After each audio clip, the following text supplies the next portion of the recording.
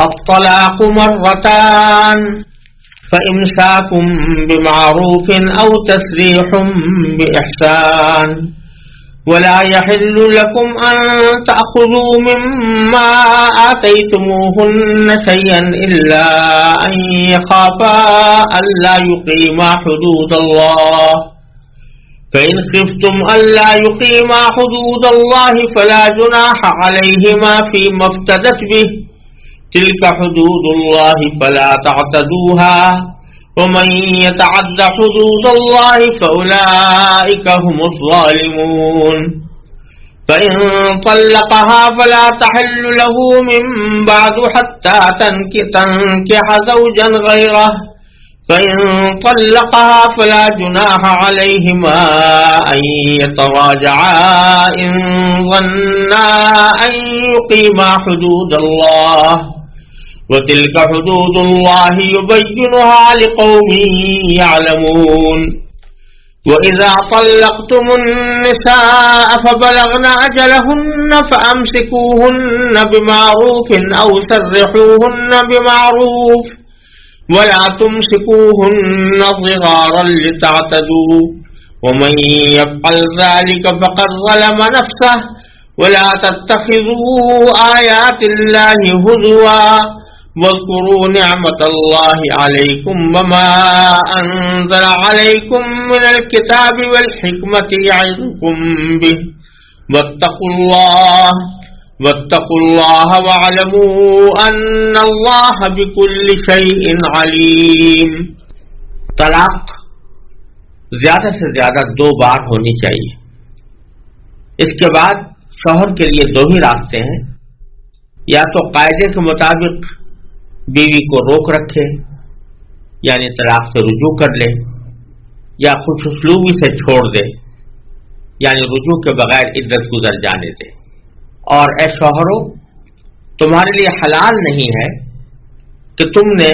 ان بیویوں کو جو کچھ دیا ہو وہ طلاق کے بدلے ان سے واپس لو، الا یہ کہ دونوں کو اس بات کا اندیشہ ہو کہ وہ نکاح باقی رہنے کی صورت میں اللہ کی مقرر کی ہوئی حدود کو قائم نہیں رکھ سکیں گے. چنانچہ اگر تمہیں اس بات کا اندیشہ ہو کہ وہ دونوں اللہ کی حدود کو قائم نہ رکھ سکیں گے تو ان دونوں کے لیے اس میں کوئی گناہ نہیں ہے کہ عورت مالی معاوضہ دے کر علیحدگی حاصل کر لے. یہ اللہ کی مقرر کی ہوئی حدود ہیں، لہذا ان سے تجاوز نہ کرو. اور جو لوگ اللہ کی حدود سے تجاوز کرتے ہیں وہ بڑے ظالم لوگ ہیں. پھر اگر شوہر تیسری طلاق دے دے تو وہ مطلقہ عورت اس کے لیے اس وقت تک حلال نہیں ہوگی جب تک وہ کسی اور شوہر سے نکاح نہ کرے. ہاں، اگر وہ دوسرا شوہر بھی اسے طلاق دے دے تو ان دونوں پر کوئی گناہ نہیں کہ وہ ایک دوسرے کے پاس نیا نکاح کر کے دوبارہ واپس آ جائیں، بشرطے کہ انہیں یہ غالب گمان ہو کہ اب وہ اللہ کی حدود قائم رکھیں گے، اور یہ سب اللہ کی حدود ہیں جو وہ ان لوگوں کے لیے واضح کر رہا ہے جو سمجھ رکھتے ہوں. اور جب تم نے عورتوں کو طلاق دے دی ہو اور وہ اپنی عدت کے قریب پہنچ جائیں تو یا تو ان کو بھلائی کے ساتھ اپنی زوجیت میں روک رکھو یا انہیں بھلائی کے ساتھ چھوڑ دو، اور انہیں ستانے کی خاطر اس لیے روک کر نہ رکھو کہ ان پر ظلم کر سکو. اور جو شخص ایسا کرے گا وہ خود اپنی جان پر ظلم کرے گا. اور اللہ کی آیتوں کو مذاق مت بناؤ، اور اللہ نے تم پر جو انعام فرمایا ہے اسے اور تم پر جو کتاب اور حکمت کی باتیں تمہیں نصیحت کرنے کے لیے نازل کی ہیں انہیں یاد رکھو، اور اللہ سے ڈرتے رہو اور جان رکھو کہ اللہ ہر چیز کو خوب جانتا ہے. ان آیات میں اللہ تبارک و تعالیٰ نے طلاق کے احکام قدر تفصیل کے ساتھ بیان فرمائے ہیں، اور جس پس منظر میں بیان فرمائے ہیں اس کو ذرا سمجھنا ان آیات کی عظیم حکمتوں کو سمجھنے کے لیے شاید ضروری ہوگا. قرآن کریم کے نزول سے پہلے جو مختلف معاشرے دنیا میں پائے جاتے تھے ان میں طلاق کے سلسلے میں بڑی افراط و تفریط کا مظاہرہ ہوتا تھا. ایک طرف عیسائی مذہب میں اصل مذہب کے احکام کے مطابق طلاق دینے کو بالکل حرام قرار دیا گیا تھا، اور ایک جملہ بائبل میں مذکور ہے جسے حضرت عیسیٰ علیہ السلام کی طرف منسوب کیا جاتا ہے کہ حضرت عیسیٰ علیہ السلام نے فرمایا کہ جس نے طلاق دی اس نے زنا کیا، جس کا معنی یہ ہے کہ جب ایک مرتبہ دو میاں بیوی نکاح کے رشتے میں بندھ گئے تو اب اس نکاح کے رشتے کو ختم کرنے کا کوئی راستہ نہیں، طلاق دینا بالکل حرام ہے. چنانچہ شروع عیسائیت کے زمانے میں اسی حکم پر عمل ہوتا تھا، اور بعض اوقات ایسی مصیبت کھڑی ہو جاتی تھی کہ دونوں کے مزاج کسی طرح مل نہیں رہے، دونوں کے درمیان لڑائی جھگڑا چلتا رہتا ہے، دونوں سمجھتے ہیں کہ ہم ایک دوسرے کے ساتھ زندگی نہیں گزار سکتے.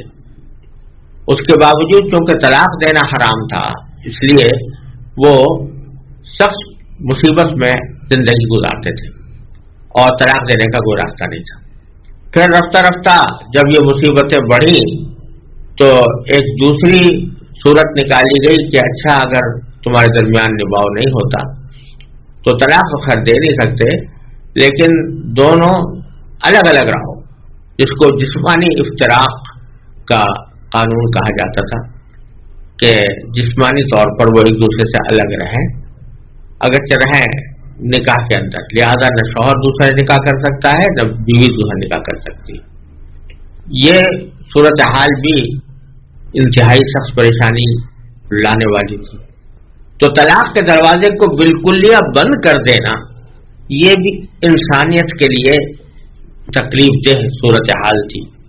دوسری طرف جاہلیت کے زمانے میں یہ طریقہ تھا عربوں کے ہاں کہ وہ طلاقوں کی کوئی حد ان کے یہاں مقرر نہیں تھی. وہ صرف یہ کہ طلاق دینا جائز تھا شوہر کے لیے، بلکہ اس کی کوئی حد بھی مقرر نہیں تھی. چنانچہ بہت سے شوہر اپنی بیویوں پر یہ ظلم ڈھاتے تھے کہ طلاق دی اور طلاق کے بعد جب چاہتے اس کو واپس لے لیا اور کہنے لگے کہ ہم نے واپس لے لیا، لہٰذا اب تم دوبارہ ہماری زوجیت میں آ گئی. پھر کسی موقع پر پھر طلاق دی، پھر واپس لے لیا، پھر طلاق دی، پھر واپس لے لیا، کوئی حد مقرر نہیں تھی. اگر 10ویں مرتبہ بھی طلاق دے دی ہو تو پھر شوہر کو حق ہوتا تھا کہ اس کو واپس لے لے اور اس کو اپنی زوجیت میں واپس لے آئے. نتیجہ یہ کہ عورت ہمیشہ کے لیے لٹکی رہتی تھی. تو قرآن کریم نے اللہ تبارک و تعالیٰ کے احکام اس طرح بیان فرمائے ہیں کہ جس میں افراط و تفریط سے بچتے ہوئے انسان طلاق کو استعمال کرے. پہلی بات تو یہ سمجھ لیجیے کہ قرآن کریم کے انداز سے اور اس کے الفاظ سے یہ بات واضح ہوتی ہے کہ جب نکاح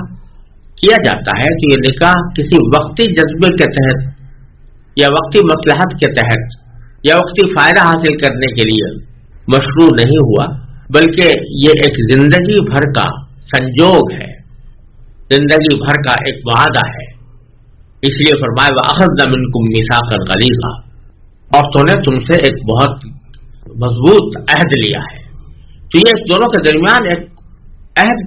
ہے، ایک معاہدہ ہے جو ہم ایک ساتھ اکٹھی زندگی گزاریں گے. اس معاہدے کا لازمی نتیجہ یہ ہے کہ حتی الامکان اس معاہدے کو باقی رکھنے کی کوشش کی جائے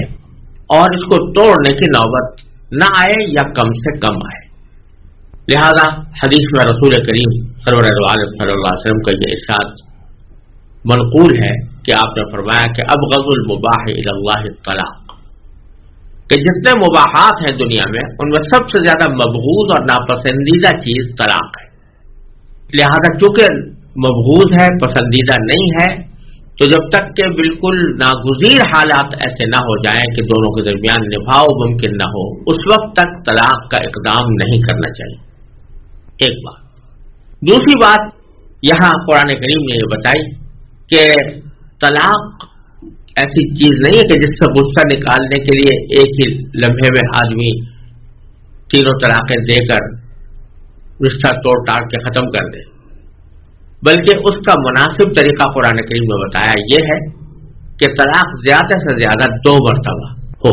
اور احادیث سے معلوم ہوتا ہے کہ اس میں بھی بہتر طریقہ یہ ہے کہ عورت کو ایسے طہر میں طلاق دی جائے جس میں اس کے ساتھ صحبت نہ کی ہو۔ چنانچہ ایک تو حیض کی حالت میں طلاق دینا ناجائز ہے، اور ایک اس طہر میں کہ حیض سے فارغ ہو کر اگر عورت طہر میں آئی ہے لیکن اس میں اس کے ساتھ صحبت کی ہے تو اس طہر میں بھی طلاق دینا جائز نہیں ہے۔ لہذا 2 چیزوں کا لحاظ ضروری ہے، ایک تو یہ کہ حالت حیض میں نہ ہو، دوسرے جس طہر کی حالت میں ہے، پاکی کی حالت میں ہے تو اس میں بھی اس سے صحبت نہ کی ہو۔ یہ حکم قرآن کریم کی سورہ طلاق کی آیت سے ماخوذ ہے کہ طلقوہن لعدتہن، اس کا یہی مفہوم کہ حیض میں طلاق نہ دو اور ایسے طہر میں طلاق نہ دو کہ جس میں اس سے صحبت کی ہو۔ اس کی ایک حکمت یہ بھی ہے کہ ایسا نہ ہو کہ طلاق کسی وقتی منافرت کا نتیجہ، جب عورت کو حیض آ رہا ہوتا ہے تو اس وقت میں طبی طور پر تھوڑی سی ایک کراہیت پیدا ہوتی ہے، تو کہیں ایسا تو نہیں کہ اس کراہیت کی وجہ سے تم طلاق دے رہے ہو، تو اس کا ایک فائدہ یہ ہے کہ جب یہ پابندی لگا دی کہ حیض کی حالت میں طلاق نہ دو تو اس سے یہ شائبہ بھی دور ہو گیا کہ یہ طلاق کسی وقتی منافرت کا نتیجہ ہو سکتی۔ تو اصل طریقہ یہ بتایا طلاق مرتان، کہ طلاق 2 ہی مرتبہ ہونی چاہیے، زیادہ سے زیادہ 2 مرتبہ ہونی چاہیے، اور پھر اس کا حکم بتایا کہ جب تک وہ طلاق 2 ہے،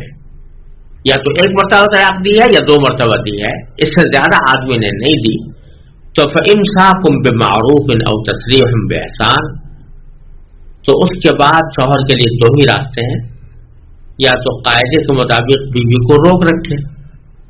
یعنی عدت کے دوران اس کو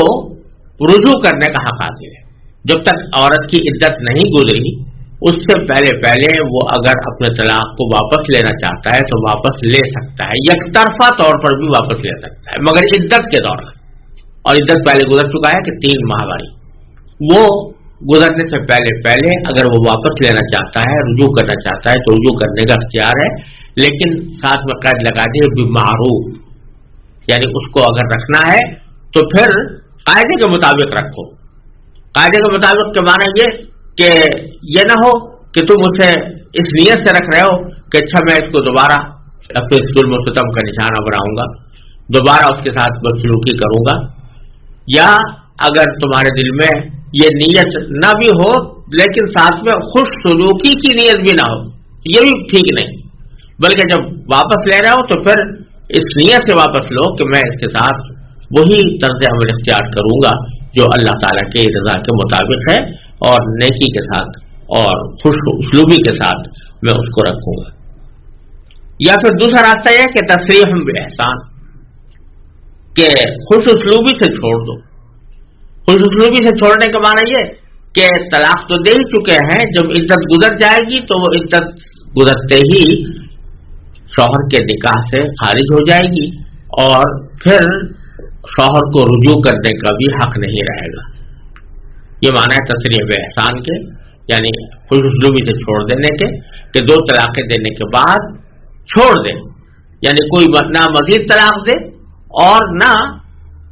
طلاق کو واپس لے، تو عدت گزرنے کے بعد خود بخود وہ طلاق مؤثر ہو جائے گی، اور طلاق کے مؤثر ہونے کے نتیجے میں عورت نکاح سے نکل جائے گی، وہ جہاں چاہے نکاح کر سکتی ہے، اور اس کو اب دوبارہ پہلے شوہر کے پاس رہنے پر مجبور نہیں کیا جا سکتا۔ یہ معنی ہے تسریح باحسان۔ تو اللہ تبارک و تعالیٰ نے پہلے تو یہ اصول بیان فرما دیا کہ دیکھو طلاق ایک ایسی چیز ہے کہ جس کو ناگزیر حالات میں اختیار کرنا چاہیے، لہذا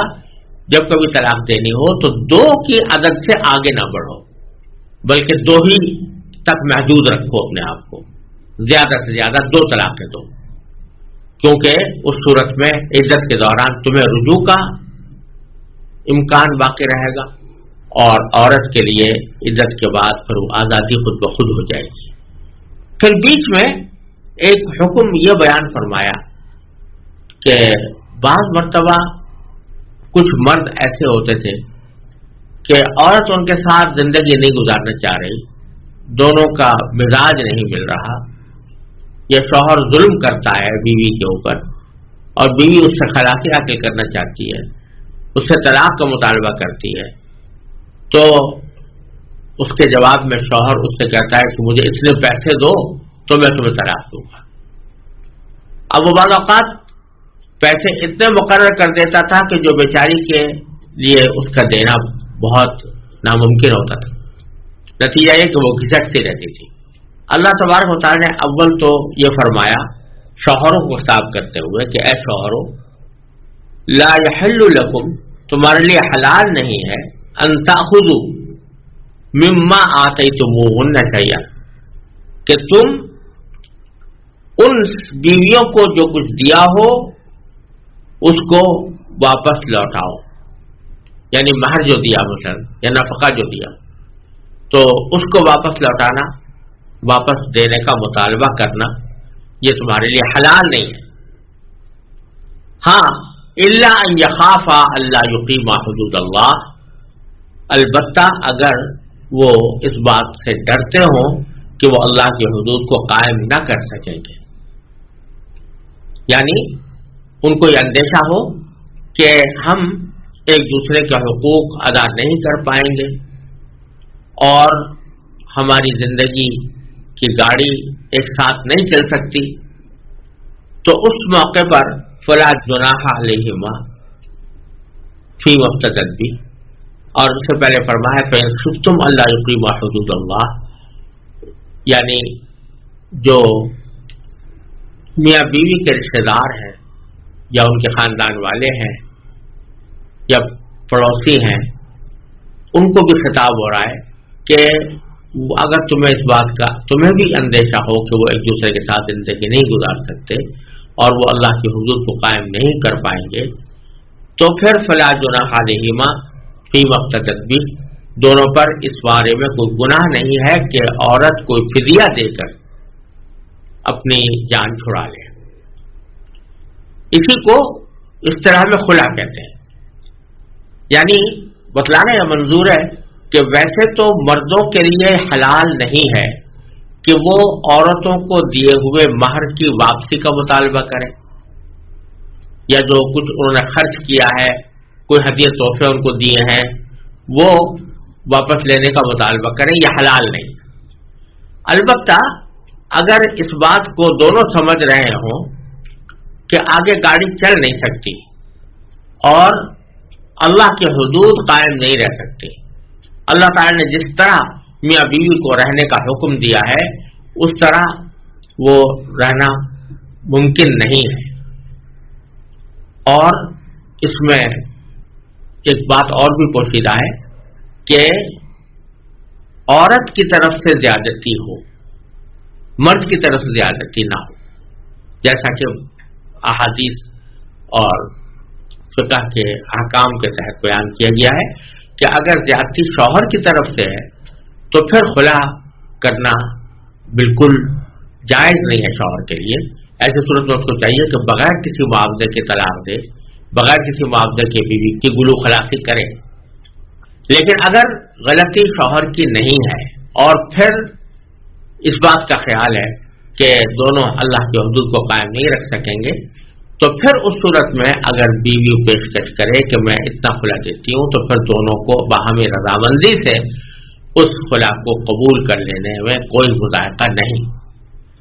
اور بیچ میں جو خاندان والوں سے خطاب ہے کہ فإن خفتم اللہ یقیما حدود اللہ، تمہیں بھی جب اندیشہ ہو، اس سے بظاہر یوں لگ رہا ہے کہ خلا کا فیصلہ دونوں میاں بیوی اب محض اپنی تنہا رائے سے نہ کریں بلکہ خاندان والوں کو بھی بیچ میں ڈالیں، تاکہ وہ اس بات کا جائزہ لے سکیں کہ واقعی ان کے نبھاؤ ممکن ہے یا نہیں ہے، اور دوسرے یہ کہ کیا واقعتاً ایسی صورت میں شوہر کے لیے مناسب ہے کہ وہ طلاق دینے کے لیے یا خلا کرنے کے لیے عورت سے کسی پیسوں کا مطالبہ کرے یا مہر کی واپسی کا مطالبہ کرے، یہ اس بات کا اطمینان کرانے کے لیے ساتھ میں خاندان والوں کو بھی ساتھ میں شامل کیا گیا ہے، تاکہ یہ بات محض ایک جذباتی انداز کی نہ ہو، جلد بازی میں اس کا فیصلہ نہ ہو، بلکہ خاندان کی رائے کے ساتھ اس کا فیصلہ کیا جائے۔ بہرحال اگر اس طرح فیصلہ ہو جائے تو خلا ہو سکتا ہے، اور خلا ہونے کے نتیجے میں عورت اور مرد کا نکاح آپس میں فسخ ہو جاتا ہے۔ البتہ یہاں یہ بھی یاد رکھنی چاہیے کہ فقہاء کرام نے قرآن کریم کی آیت سے یہ مسئلہ بھی نکالا ہے، اگرچہ تو خلا کے اندر کوئی بھی معاوضہ طے کیا جا سکتا ہے، لیکن شوہر کے لیے مناسب نہیں ہے کہ وہ مہر سے زیادہ رقم کا مطالبہ کرے۔ مہر کی واپسی کی حد تک زیادہ سے زیادہ رکھنا چاہیے، اور یہ جو قرآن کریم نے تعبیر یہاں پر اختیار فرمائی ہے، لا یحل لکم ان تأخذوا مما آتیتموہن شیئا، جو کچھ تم نے اس کو دیا اس میں سے کچھ واپس نہ لو۔ تو اس سے اشارہ اس طرف نکل رہا ہے کہ پورے کے پورے مہر کا واپس لینا بھی شوہر کے لیے مناسب نہیں، بلکہ مہر کا کچھ حصہ وہ خلا کے طور پر مقرر کرے تو بہتر ہے، وہ بھی اس صورت میں جبکہ زیادتی اس کی طرف سے نہ ہو۔ یہ خلا کا حکم بیچ میں بیان کرنے کے بعد آگے اللہ تبارک و تعالی نے تیسری طلاق کا حکم بتایا۔ یعنی اوپر تو یہ فرمایا تھا کہ طلاق زیادہ سے زیادہ 2 مرتبہ ہونی چاہیے، اور اس کا صحیح طریقہ یہی ہے کہ 2 مرتبہ سے زیادہ آدمی طلاق نہ دے، لیکن اگر کوئی دے ڈالے تیسری بار تو اس کا حکم آگے بیان فرمایا فَإِن طَلَّقَهَا، یعنی پھر شوہر نے اگر 2 طلاقوں کے بعد بھی تیسری طلاق بھی دے دی تو فلا تحل له من بعد حتى تنكح زوجا غيره، تو پھر اب وہ بیوی طلاق دینے والے کے لیے تیسری طلاق کے بعد حلال نہیں ہوگی جب تک کہ وہ کسی اور شوہر سے نکاح نہ کرے۔ یہ ایک روک اللہ تعالیٰ نے عائد فرما دی، جیسا کہ میں نے پہلے عرض کیا تھا کہ جاہلیت کے زمانے میں عورتوں کو غیر متناہی طلاقیں دے کر روک رکھنے کا رواج چلا آتا تھا۔ اللہ تبارک و تعالیٰ نے فرمایا کہ اب طلاق کی ایک حد مقرر ہو گئی ہے کہ 3 طلاقوں کے بعد پھر تمہیں نہ واپس لینے کا اختیار ہے، نہ اس کے ساتھ باہمی رضامندی سے دوسرا نکاح کرنے کا اختیار ہے۔ اگر 3 طلاقیں ہو گئی تو پھر وہ تمہیں واپس جانے کا عام حالات میں حق نہیں۔ کیوں؟ اس لیے کہ تم نے نکاح جیسے مقدس رشتے کو پامال کیا، اور اس اللہ تعالیٰ نے جو اس کا طریقہ بتایا تھا، جس طرح طلاق دینے کا طریقہ بتایا تھا، اس طریقے کو ملحوظ نہیں رکھا، ساری حدیں پھلانگ گئے، تو اب پھر تمہاری سزا یہ ہے کہ تم اب دوبارہ اس عورت سے نکاح نہیں کر سکتے، اور اس نکاح کو تمہارے لیے اثر نو تازہ کرنا جائز نہیں ہے۔ البتہ صرف ایک راستہ ہے، وہ یہ کہ وہ عورت کسی اور سے نکاح کرے، اپنی مرضی سے کرے، ہمیشہ اس کے ساتھ رہنے کی نیت سے کرے، اور پھر اس کے ساتھ رہے، اور ان کے درمیان میاں بیوی کے مخصوص تعلقات بھی قائم ہوں، اور وہ ایک دوسرے سے صحبت بھی کریں، اور رہنے کے بعد کسی وجہ سے وہ دوسرا شوہر بھی اس کو طلاق دے دے، تو پھر اب اس کے لیے جائز ہوگا کہ وہ اگر چاہے تو پہلے شوہر سے دوبارہ نئے مہر پر نیا نکاح کرے۔ یہ مطلب ہے فَإِن طَلَّقَهَا، یعنی اگر شوہر 2 طلاقوں کے بعد تیسری طلاق کو دے دیتا ہے تو وہ عورت اس کے لیے حلال نہیں ہوگی، فلا تحل له من بعد، اس کے بعد حتی تنکح زوجا غیرہ، جب تک کہ وہ کسی دوسرے شوہر سے نکاح نہ کرے۔ فَإِن طَلَّقَهَا، پھر اگر وہ دوسرا شوہر تبھی طلاق دے دے، فلا جناح علیہما، تو میاں بیوی پہلے میاں بیوی پر کوئی گناہ نہیں ہے، ان یتراجعا، کہ وہ ایک دوسرے کو واپس لے لیں، ان ظنا ان یقیما حدود اللہ، بشرطے کہ ان کو یہ غالب گمان ہو کہ وہ اب اللہ کی حدود کو قائم رکھ سکیں گے. یعنی اللہ تبارک و تعالیٰ نے نکاح میں رہنے کا جو طریقہ بیان فرمایا ہے، جن احکام اور ہدایات کی تعلیم دی ہے، ان احکام و ہدایات کے مطابق وہ زندگی گزار سکیں گے. اگر یہ ان کے دل میں غالب گمان ہے تو پھر وہ دوبارہ آپس میں ایک دوسرے سے اپنا رشتہ تازہ کر سکتے ہیں. وَتِلْكَ حُدُودُ اللَّهِ يُبَيِّنُهَا لِقَوْمٍ يَعْلَمُونَ، اور یہ اللہ کی حدود ہیں جو اللہ تعالیٰ ان لوگوں کے لیے سامنے واضح کر رہا ہے جو سمجھ رکھتے ہوں. تو یہ بتلا دیا کہ تیسری طلاق کے بعد پھر رشتہ نکاح کو تازہ کرنے کا کوئی راستہ باقی نہیں رہتا. اور یہ جو ایک مستثنی صورت بتائی ہے کہ عورت کسی دوسرے شوہر سے نکاح کر لے اور اس کے بعد وہ طلاق دے دے، جس کو حلالے سے تعبیر کیا جاتا ہے، تو اس کا مطلب یہ نہیں ہے کہ محض ایک ہیلا کرنے کی غرض سے یا محض ایک وقتی طور پر نکاح کرنے کی غرض سے کوئی نکاح کر لیا جائے. یہ مراد نہیں ہے، کیونکہ اس طرح نکاح عارضی طور پر کر لینا یہ شریعت میں اس کی گنجائش نہیں ہے.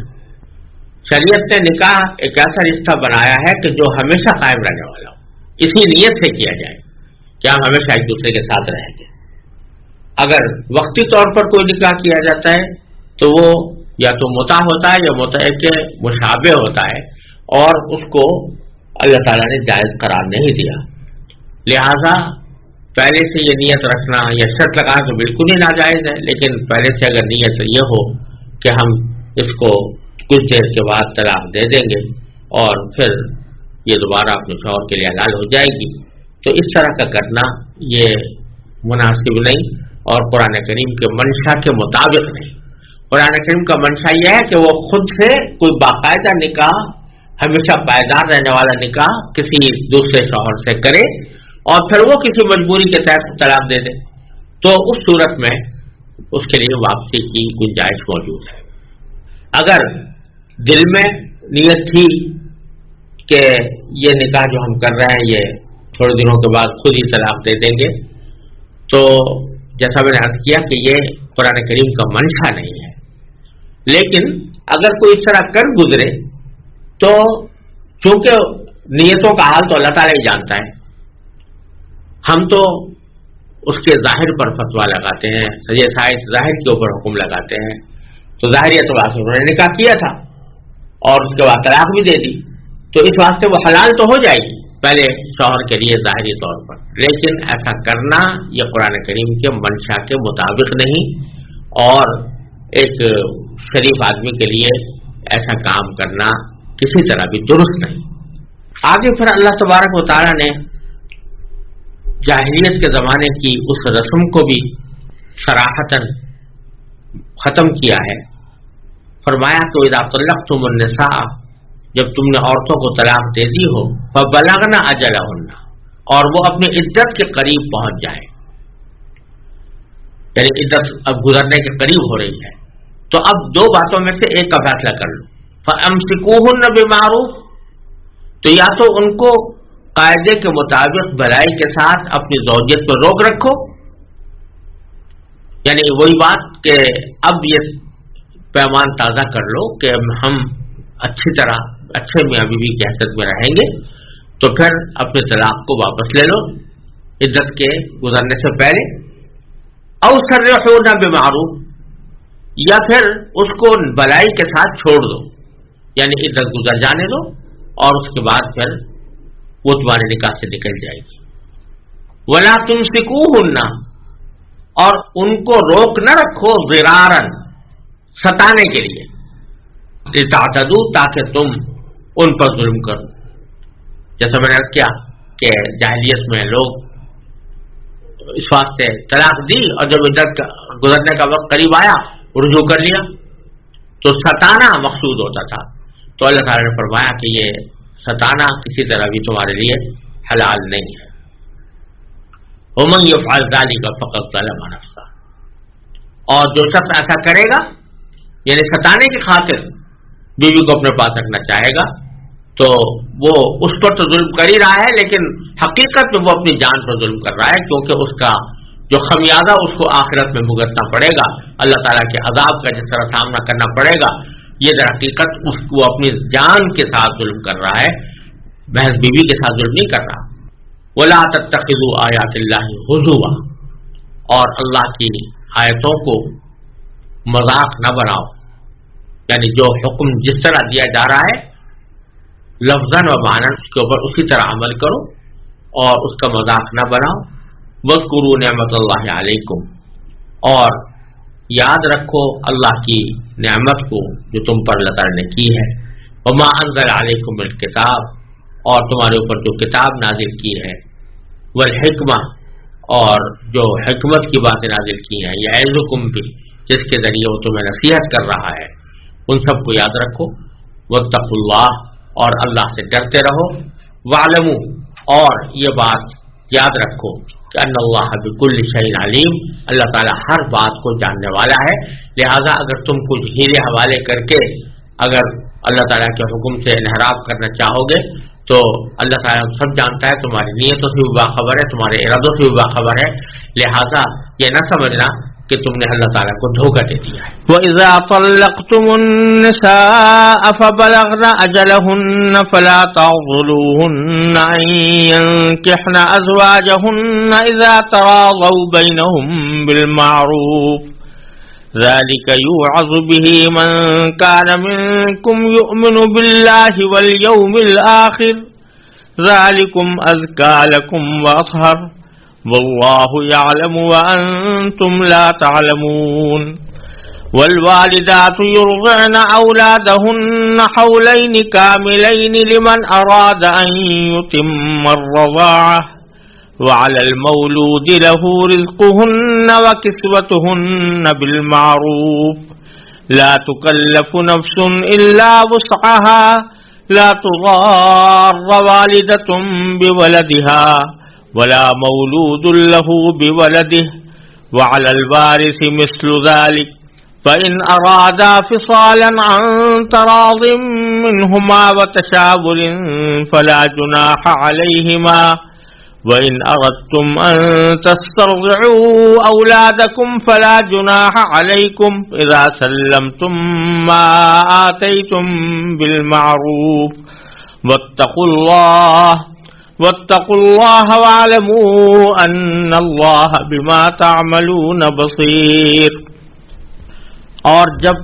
تم نے عورتوں کو طلاق دے دی ہو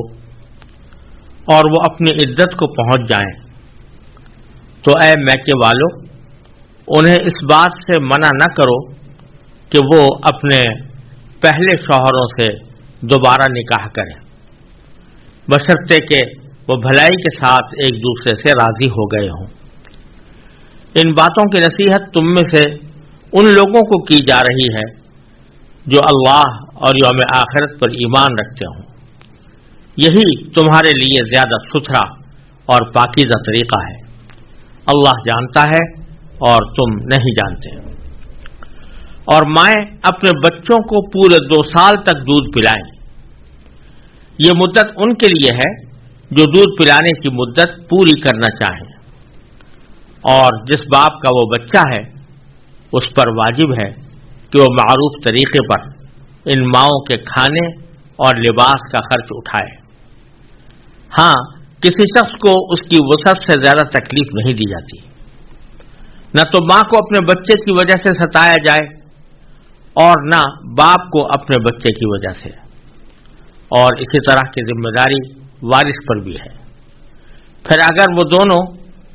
آپس کی رضامندی اور باہمی مشورے سے 2 سال گزرنے سے پہلے ہی دودھ چھڑانا چاہیں تو اس میں بھی ان پر کوئی گناہ نہیں ہے۔ اور اگر تم یہ چاہو کہ اپنے بچوں کو کسی انا سے دودھ پلواؤ تو بھی تم پر کوئی گناہ نہیں، جبکہ تم نے جو اجرت ٹھہرائی تھی وہ بھلے طریقے سے دے دو، اور اللہ سے ڈرتے رہو اور جان رکھو کہ اللہ تمہارے سارے کاموں کو اچھی طرح دیکھ رہا ہے۔ ان آیات کریمہ میں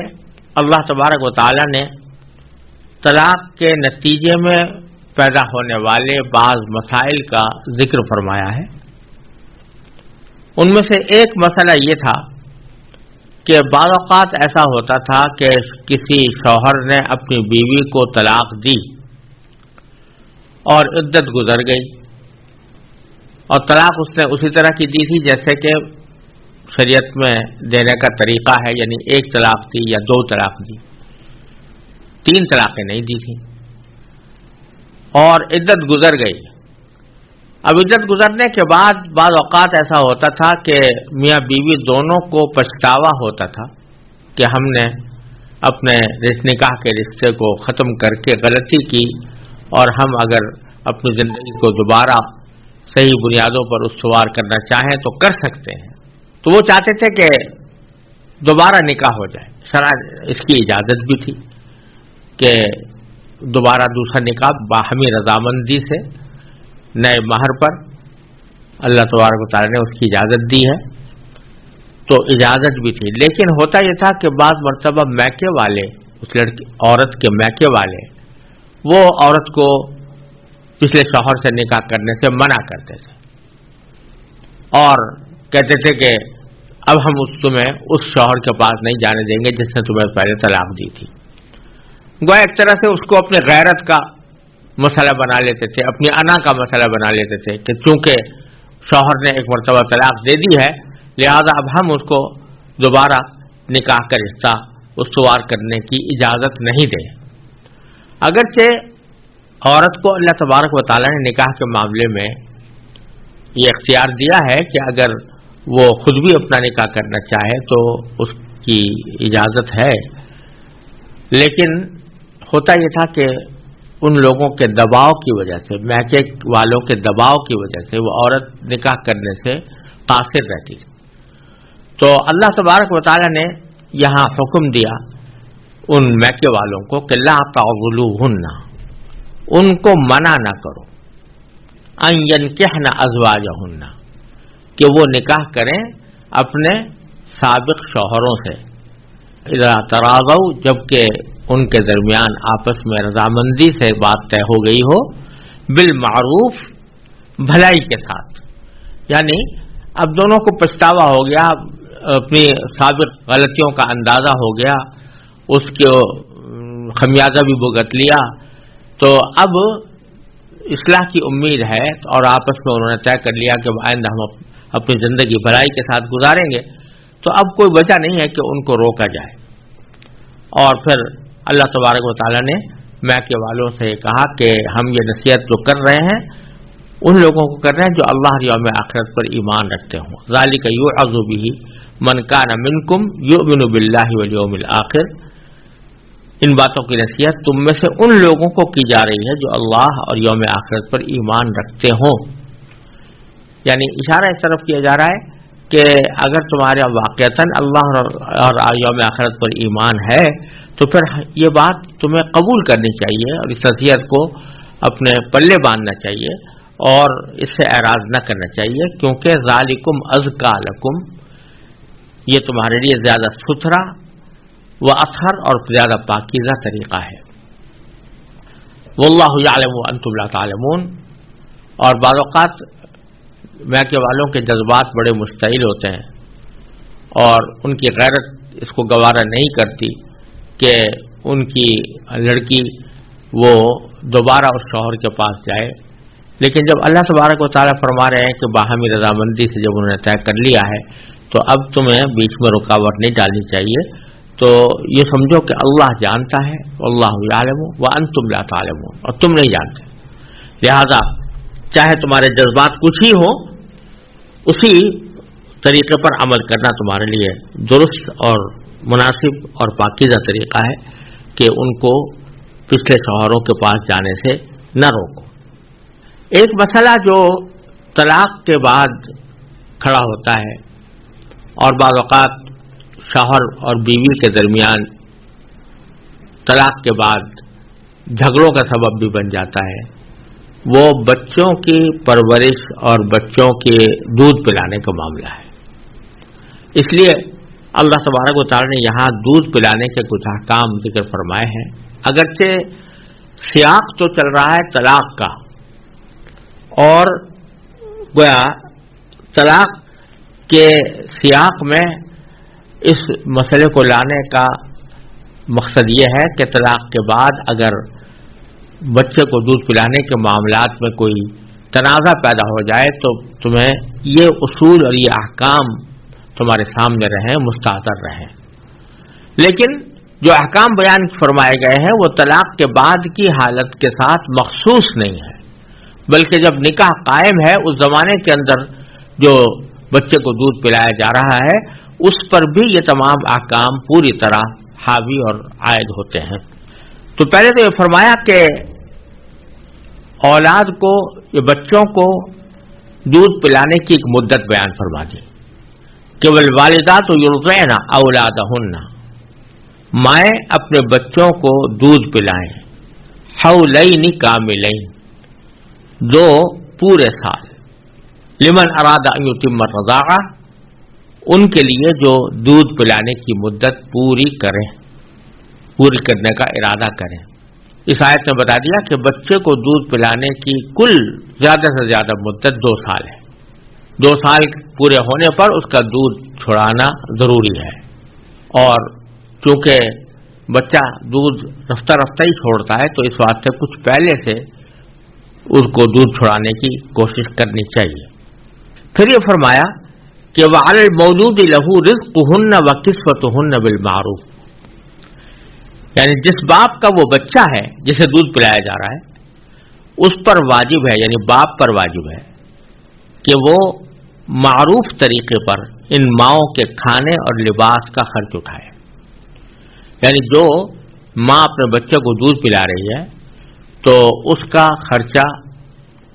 اس کے کھانے کا خرچہ، اس کے لباس کا خرچہ وہ بچے کے باپ پر واضح ہے، بچے کے باپ کے اوپر عائد ہوتا ہے، واجب ہے کہ بچے کا باپ اس کو ادا کرے۔ تو اس میں جو یہ احکام بیان فرمائے گئے ہیں کہ دودھ کی زیادہ سے زیادہ مدت 2 سال ہے، یہ بھی طلاق کے ساتھ مخصوص نہیں ہے، بلکہ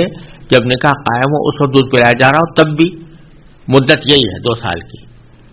اس کے دوسری جو بات اس آیت کریمہ میں بتائی گئی ہے وہ یہ کہ اگر ماں باپ کے درمیان نکاح قائم ہے تو خرچہ واجب ہے دودھ پلانے والی ماں کا شوہر کے اوپر، تو یہ خرچہ تو نکاح کی وجہ سے واجب اگر نکاح قائم ہے تو۔ لیکن اگر طلاق ہو گئی ہے اور طلاق ہونے کے بعد ماں بچے کو دودھ پلا رہی ہے تو عدت کے دوران دودھ پلانا متعلقہ ماں پر واجب ہے، اور اس دوران اس کا نفقہ طلاق دینے والے شوہر پر واجب ہوگا۔ اور عدت اگر گزر گئی اور پھر بھی بچے کو ماں کے دودھ کی ضرورت ہے تو ماں دودھ پلائے، لیکن ساتھ ساتھ وہ مطلقہ ہونے کی وجہ سے چونکہ بحیثیت نکاح کے اس کا نفقہ شوہر پر نہیں ہو رہا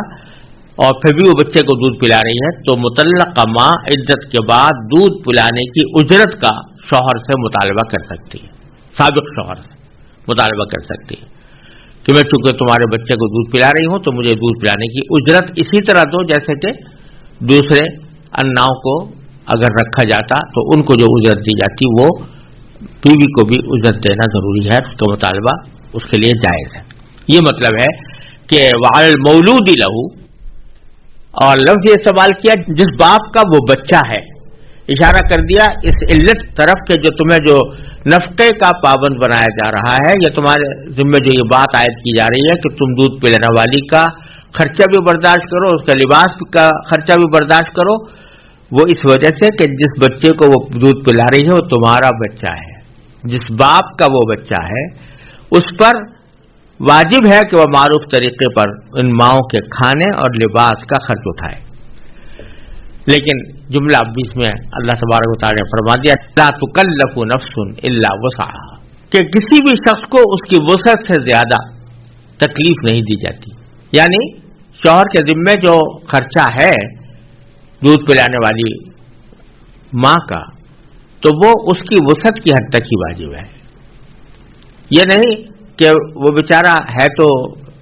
معمولی حیثیت کا مالی اعتبار سے، اور دودھ پلانے والی اس سے اپنا نفقہ وہ اعلیٰ درجے کا، بہت اعلیٰ معیار کا نفقے کا اور لباس کا مطالبہ کرے، تو اللہ تعالیٰ نے کسی بھی شخص کو اس کی وسعت سے زیادہ کا مکلف نہیں بنایا. تو اس واسطے اس بات کا خیال رہے کہ جو اجرت مقرر کی جائے وہ شوہر کے مالی حیثیت کے مطابق ہی مقرر کرنی چاہیے. پھر آگے فرمایا کہ لا تضار والدۃ بولدہا، کہ ماں کو اپنے بچے کی وجہ سے کوئی تکلیف نہ پہنچائی جائے. مطلب یہ ہے کہ ماں اگر کسی معقول عذر کی وجہ سے دودھ نہ پلائے، یعنی اس سے مطالبہ کیا گیا کہ بھئی تم دودھ پلاؤ بچے کو، لیکن اس کو کوئی عذر لاحق ہے، کوئی بیماری ہے یا کوئی اور وجہ ہے جس کی وجہ سے وہ دودھ پلانے سے واقعتاً قاصر ہے، ایک معقول عذر اس کے بعد موجود ہے، اور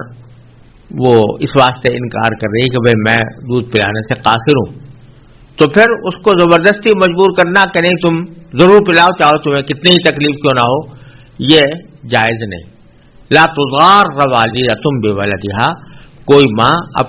کسی ماں کو اپنے بچے کی وجہ سے تکلیف نہ پہنچائی جائے. ولا مولود لہ بولدہ، اور نہ مولود لہو یعنی والد کو تکلیف نہ پہنچائی جائے اپنے بچے کی وجہ سے. کیا معنی کہ مثلا اگر بچہ ماں کے سوا کسی دوسرے کا دودھ لیتا ہی نہیں، وہ تو ماں ہی سے دودھ پینے کو مصر ہے اور کسی دوسری عورت کا دودھ لینے سے انکار کرتا ہے، تو ماں کے لیے ایسی صورت میں انکار جائز نہیں ہے. اس صورت میں اگر وہ انکار کرے گی تو اس کا مطلب یہ کہ وہ باپ کو تکلیف پہنچا رہی ہے کہ وہ بیچارہ کہاں سے لائے، بچے کو دودھ پلانے کا کیسے انتظام کرے جبکہ کسی دوسری عورت کا وہ دودھ نہیں لیتا. تو ایسی صورت میں ماں کے لیے انکار جائز ہے. تو گویا اس صورت میں اگر وہ عورت انکار کرے گی تو باپ کو بلا وجہ ستانے کے مرادف ہے، اس سے منع کیا گیا ہے. ولا مولود لہ بولدہ. خلاصہ یہ کہ حالات بچے کی مصلحت کے دیکھے جائیں اور شوہر اور بیوی کے حالات کو بھی مد نظر رکھا جائے. تمام باتوں کو مد نظر رکھ کر کوئی فیصلہ کرنا چاہیے. محض ضد کی وجہ سے کوئی جھگڑا پیدا کرنا یہ درست نہیں ہے، بلکہ سب آپس میں بیٹھ کر یہ دیکھیں کہ بچے کی مصلحت کس میں ہے اور جانبین میں سے کسی کو بھی بلا وجہ تکلیف پہنچانے سے گریز کیا جائے. اس طرح باہمی مفاہمت کے ذریعے اس مسئلے کو طے کیا جائے. پھر فرمایا وارث مثل ذالک، وارث اور وارث پر اسی طرح کی ذمہ داری وارث پر بھی ہے. مطلب اس کا یہ ہے کہ اگر کسی بچے کا باپ زندہ نہ ہو تو دودھ پلانے کے سلسلے میں جو ذمہ داری باپ کی تھی وہ اب بچوں کے وارثوں پر عائد ہوگی. یعنی مثلا ایک بچہ ہے، اس کے والد کا تو انتقال ہو گیا، تو اب جو ذمہ داری تھی کہ وہ کسی خاتون کو لے کر اس کو اجرت دے کر دودھ پلائے، یہ ذمہ داری اب کس پر عائد ہو؟ تو فرمایا کہ ان لوگوں پر عائد ہو جو اس بچے کے وارث بنے. یعنی فرض کرو اگر بچے کے پاس مال ہے مثال کے طور پر اور اس کا انتقال ہو گیا، تو اس کے جو مال کے وارث بنیں گے جو لوگ، وہی لوگ اپنی زندگی میں اور بچے کی زندگی میں بچے کو دودھ پلانے کا خرچ بھی برداشت کریں. اسی سے یہ بات فقہاء کرام نے مستنبط کی ہے کہ جو لوگ کسی کے مرنے کے بعد اس کے وارث بنتے ہیں، یعنی اس کا ترکہ ان کو جاتا ہے، تو جب تک وہ آدمی مرا نہیں اور کسی وجہ سے وہ کمانے سے معذور ہو گیا، فرض کرو کہ اتنا بیمار ہو گیا یا اتنا اپاہج ہو گیا کہ وہ کوئی کام کرنے سے قاصر ہے، خود کما نہیں سکتا، تو اس وقت اس کا نفقہ اور اس کا خرچہ ان لوگوں پر واجب ہوتا ہے کہ جو اس کے مرنے کے بعد اس کے وارث ہوتے ہیں. گویا اللہ تبارک و تعالیٰ نے یہ ایک نظام ایسا بنایا ہے، یہ اس میں فرائض اور ذمہ داریاں متوازن طریقے سے چل رہی ہیں، یا دوسرے الفاظ میں یہ کہہ لیں کہ فائدے اور ذمہ داریاں یہ متوازن طریقے سے چل رہی ہیں۔ تو ایک انسان کو جس سے فائدہ پہنچتا ہے اس طرح کہ اس کی میراث اس کو ملتی ہے، تو پھر اس کو اس کی کچھ ذمہ داری بھی وہ اٹھانی چاہیے، اور وہ ذمہ داری یہ ہے کہ اگر وہ معذور ہو جائے، اپاہج ہو جائے، تو اس کا نفقہ اس کے ذمہ واجب ہوگا۔ پھر آگے فرمایا کہ فَإِنْ أَرَادَا فِصَالًا عَنْ تَرَاضٍ مِّنْهُمَا وَتَشَاوُرٍ فَلَا جُنَاحَ عَلَيْهِمَا۔ پیچھے جو فرمایا تھا کہ دودھ پلانے کی کل مدت 2 سال ہے، تو کسی کو یہ شبہ ہو سکتا تھا کہ 2 سال سے پہلے دودھ چھڑانا جائز نہ ہو، تو اس شبہ کو دور فرما دیا اللہ تبارک و تعالی نے یہ فرما کر کہ آپس کی رضامندی سے اگر دونوں یعنی میاں بیوی یا بچے کے والدین یہ چاہیں کہ ارادہ فصال یعنی دودھ چھڑانا چاہیں، انتراض منہما و تشاور، باہمی رضامندی سے اور ایک دوسرے سے مشورہ کر کے، فلا جناح علیہما، تو پہلے دودھ چھڑانے میں بھی کوئی مذائقہ نہیں۔ پھر آگے فرمایا کہ وَإِنْ أَرَدْتُمْ أَن تَسْتَرْضِعُوا أَوْلَادَكُمْ، اگر تم یہ چاہو کہ اپنی اولاد کو دودھ کسی اور سے پلواؤ، یعنی ماں سے نہیں، کسی وجہ سے کہ ماں وہ دودھ پلانے سے قاصر ہے، یا ماں کا دودھ ایسا ہے کہ جو بچے کے لیے مناسب نہیں ہے، یا کوئی اور معقول وجہ ہے جس کی وجہ سے ماں دودھ پلانے سے قاصر ہے اور تم خود چاہتے ہو کہ ماں دودھ نہ پلائے، تو ایسی صورت میں تم کسی باہر کی انا کو یا دودھ پلانے والی کو رکھ سکتے ہو، کوئی حرج نہیں ہے۔ فلا جناح علیکم اذا سلمتم ما آتیتم بالمعروف، جبکہ تم اس انا کی اجرت اس کو حوالے کر دو معروف طریقے سے، یعنی بھلے طریقے سے۔ اور پھر فرمایا واتقوا اللہ، جیسا میں نے عرض کیا پہلے بھی عرض کیا ہے کہ اللہ تبارک و تعالیٰ جب کوئی حکم بتاتے ہیں یا کوئی قانون جاری فرماتے ہیں تو اس کے شروع میں یا آخر میں تقویٰ کا حکم عموماً دیا جاتا ہے۔ وہ اس لیے کہ قانون کوئی آدمی کتنا ہی اچھا بنا دے، قاعدہ کیسے ہی اچھا بنا دے، لیکن جب تک کہ اس قانون کے اوپر عمل کرنے والوں کے دل میں اللہ کا خوف نہ ہو، تقویٰ نہ ہو، اللہ تعالیٰ کے سامنے جواب دہی کا احساس نہ ہو، اس وقت تک اس قانون پر عمل نہیں ہو سکتا۔ محض ڈنڈے کے زور سے، محض پولیس کے خوف سے کسی آدمی کو کسی قانون پر مجبور نہیں کیا جا سکتا جب تک کہ اس کے دل میں خود اللہ تعالیٰ کے سامنے جواب دہی کا احساس نہ ہو۔ تو فرمایا واتقوا اللہ، اللہ تعالیٰ سے ڈرتے رہو، واعلموا، اور یہ جان رکھو، ان اللہ بما تعملون بصیر، کہ اللہ تعالیٰ تمہارے سارے کاموں کو اچھی طرح دیکھ رہا ہے۔